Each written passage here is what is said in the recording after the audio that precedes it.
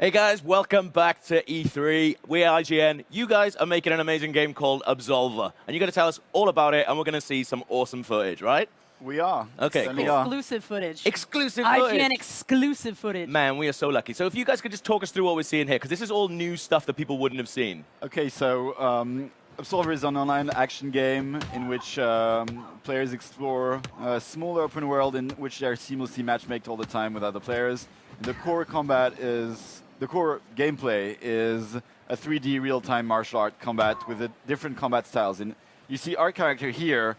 If he stands here a little weird, it's because he's doing the stagger style, which is our drunken boxing style. Right. And so all his attacks are kind of based on stumbles and, you know, kind of falling all over the place. Yeah. But it's actually all pretty controlled and it's unpredictable. And you may recognize that style from the Jackie Chan movies and other movies in that genre where it's supposed to be funny, but at the same time it is excruciatingly effective. Yeah. When we did our research, we realized that it's actually a very ancient Chinese martial arts style. That was the legend says it was created by 8 immortals. Like the Dongbin monk, for instance. Yeah. And eventually it became known as the drunken style because it's very smooth and fluid and sort of fake on balance. It's a really interesting style to practice. Yeah.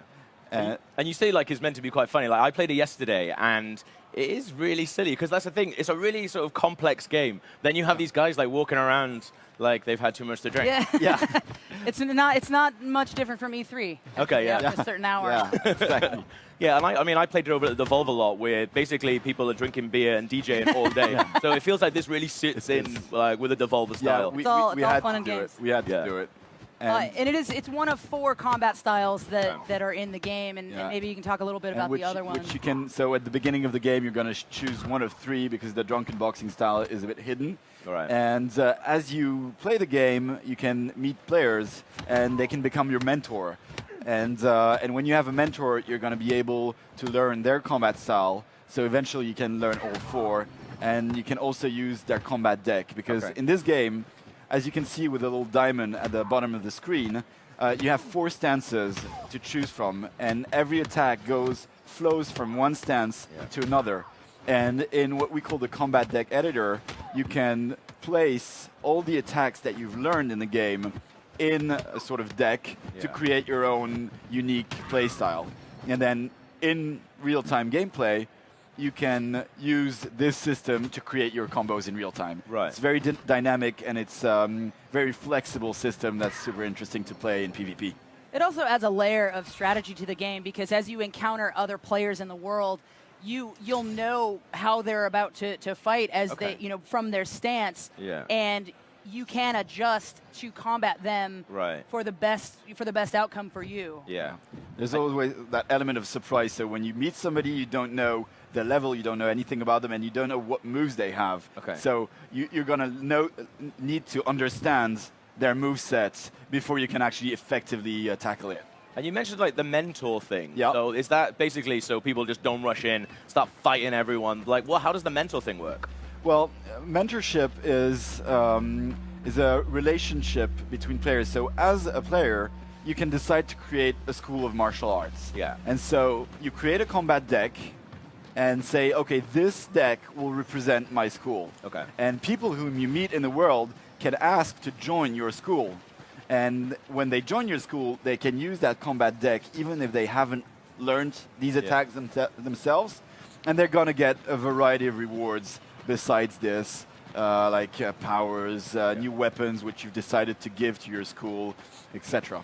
We're sort of running around in circles here, but it's, we can talk about the art direction. So we were aiming to have something that's slightly stylized. To it leaves room for imagination, and importantly, it also allows you to see movement. And because we're really focused on that dynamic of movement, on how you can read your enemy's attacks, and having this sort of stylized art direction helps for this. And what about the gear these guys are wearing? So like, is that like fully customizable? What you can have? It's fully customizable from your mask to your shoes. You've got 9 pieces of equipment that you can. So here you've looted some chest armor, which you could equip. The basic trade-off is between protection level and weight. Right. And so if you equip too much stuff, and you're not strong enough to carry it, you're going to be too heavy, and that'll impact your movement speed, your dodge distance, stuff like that. So that's the kind of balance you're making. And is that some of the stuff you can incorporate into your school then as well? Because like you'll have one set of armor for one style, one set of armor for another. Well, it's the combat style you currently use has an impact on your stats. Yeah. And so depending on your combat style, you're gonna lean towards certain pieces of equipment. So if I go for the 4-second style, for instance, which is inspired by Kung Fu, I'm gonna wanna be light and very agile. And if I choose a more rough, powerful combat style, I'm gonna pack more protection because that fits my style. And you've talked about sort of like watching Jackie Chan movies and stuff like that. Like what, how do you guys go about researching like all these different styles? Well, we got watching our films. Can I brag about you guys for a minute? Yeah. They're all students. Everyone at the studio is a student of one of the various martial arts. No way. There's 25 people in the studio, so I wouldn't say everybody. Well, the core team, right? The receptionist, the ones who have the most experience are two lead gameplay animators. Who everything you see in here is keyframed, and they both have really significant experience playing martial arts, playing video games and practicing martial arts, and so they brought with them this sort of feeling of dynamic and this notion of what is the essence of a movement. Yeah. So do you practice martial arts? I have practiced martial arts since I've started developing this game. I must say that.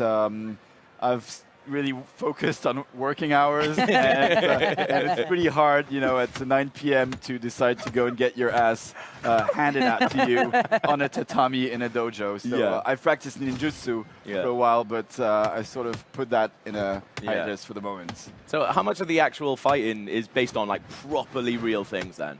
Well, our animators, I mean, besides their actual knowledge, they do a lot of research, and it's a lot of YouTube videos, finding out great fighters, analyzing their moves, and transcribing them in the game. But we want moves that are interesting to play, and so there's a creative adaptation when you create a move, because you want it to be readable or unreadable. It depends on really gameplay parameters. Is this move easy to see coming or not? He's not letting his friend revive here. No. But he's gonna revive one his of the buddy. One of the things that is not apparent just from looking at the footage. So for anybody watching this, the timing of these moves is so critical, and that becomes immediately apparent the first time you pick up the controller to play. Yeah. And getting those combinations correctly and using that strategically in the game is as important as learning the timing of the game. I would say that is a very crucial element to the gameplay and part of the fun of it, because there's way much more depth than meets the eye when you're just sort of looking at two people slugging it out. May not be apparent what's going on behind the scenes, because this shot isn't necessarily showing the combat deck moves for the player. It's not showing how you switch them out. But that is something that is just the second you pick it up. It's a good point, because what we really were aiming for was to, besides making a combat game that's also about making friends, for really the combat itself, we wanted to be accessible and have a great game feel, so it's satisfying, to pick up and play and just start fighting. But it has enough layers of depth and systems that make it really interesting for PvP at competitive levels. Right. And we were just looking at some shards right here. We should kind of go into that. So you got what we call tension shards, which are these little glowing stones in your back. Right. They fill up during combat, and they allow you to use special items, powers, and to take weapons out. So here I've got a sword that I could take out when I have 3 shards, and the minute I take my sword out, I switch to a sword combat deck, which I customized myself. And this is how you do it, actually. Perfect timing. Is it? I don't know this footage, so I don't know what's going to happen here. I thought he was going to lean in front of the this thing. Was an altar. It's the place where you can meditate, you can edit your combat deck. Importantly, you can jump into game modes, because I mean, when you're exploring the world, it's really free form. So you're going to meet people. Are they going to be friends or foes, mentors or students? You don't know what's going to happen. But if you want that, pure combat experience, you can go into special game modes. So it's 1 versus 1 game mode and 3 versus 3 game mode. Right. We have 2 game modes at launch on August 29th on PC and PS4. But we plan on really updating this game a lot and adding game modes, adding attacks, adding weapons and stuff as we after launch. We saw like a bunch of people running in there, and there was like a kind of a big group of people going in. Like, what's the sort of most that it can handle? This is a small open world. You're going from one zone to another. All this is interconnected, totally seamless. But in one zone, that's awesome. In one zone, there can be up to 3 players. So it's not an MMO. What we're really interesting is having that relationship between players. Right. And so it's really about meeting somebody and what's going to happen as you encounter that person. And you said it's a fighting game that's about making friends. So is the idea then that you walk around in this world, you meet people, you earn their respect by kicking their ass, and then you go into other game modes with them? You're gonna build your team to go into 3v3 or to go into tournaments together. I mean, there's a variety of relationship we saw. And when we ran the closed alpha a couple of months ago, we realized that actually in the world, people are rather respectful towards each other. Right. They don't sort of attack each other right away. And I think there's a number of reasons.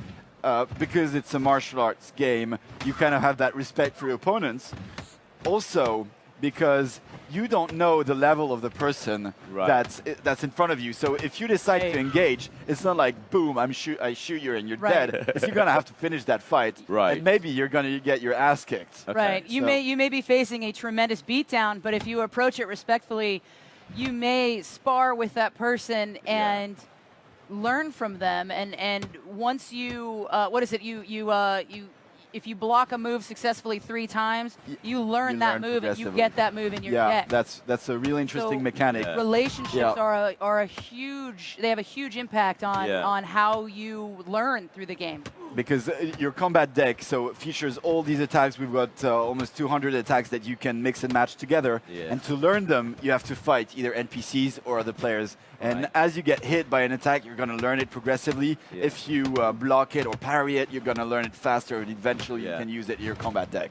Right. That's a really interesting way of making it about, it really is about deck build. It's not just going around trying to get into fights. That's a perfect way to say it. There's a lot of deck building influence in here. So deck building is between combats. You really build your play style, your strategy, and then in real-time combat, using these moves, you create your combos in real time. Yeah. What's been some of the most fun that you've had whilst playing this while you guys have been demoing it? We play quite a few tournaments inside the studio, and one thing that's really cool when it happens is some moves have special properties. So, for instance, you can have moves that duck under attacks, or a move that's a jump kick that avoids low attacks. And so sometimes you're fighting, and one of the fighters does a low attack, and the other does a high attack and jumping, and they both avoid each other mutually and then keep on fighting.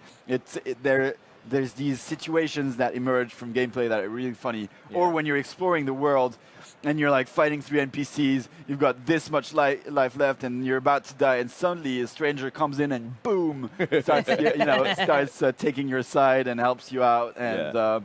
And then you can, play emotes, salute each other, play co-op together, learn from each other. I think one of the elements that is going to be a big treat just from a visual perspective as this game, when people playing in the beta and when it finally comes out, more and more people get involved and become very good at it.